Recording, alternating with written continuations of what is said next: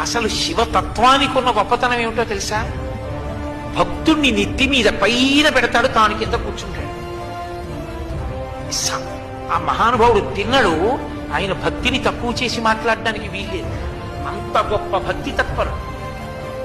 ఆయన యొక్క భక్తికి పొంగిపోయాడు. దొంగదండాలు పెట్టి స్తోత్రాలు చేసి బిల్వదళాలు తీసుకొచ్చి వేసేస్తే పొంగిపోతాడనుకోకూడదు. ఆయన అసుతోషుడు, పొంగిపోతాడు, కాదంటలేదు నేను. కానీ మనసున్న చోట ఆయన పరవశించిపోతాడు, నెత్తి మీద పెట్టుకుంటాడు. ఆయన ఎంగిలి నీళ్లు నోట్లో పట్టుకొచ్చి లింగం మీద ఉమిశాడు, అభిషేకంగా తీసుకున్నాడు. అంటే మనం చేయకూడదు. తిన్నడికి తెలియదు కాబట్టి చేశాడు, దాన్ని భక్తితో స్వీకరించాడు. కాలి చెప్పుతో శివలింగాన్ని తుడిచాడు, కూర్చగా అంగీకరించాడు. ఎంగిలి మాంసం మొక్క పెట్టాడు, నవ్యోపహారాయ, మంచి ఆహారం పెట్టామని తినేశాడు. ఇంత పరవశ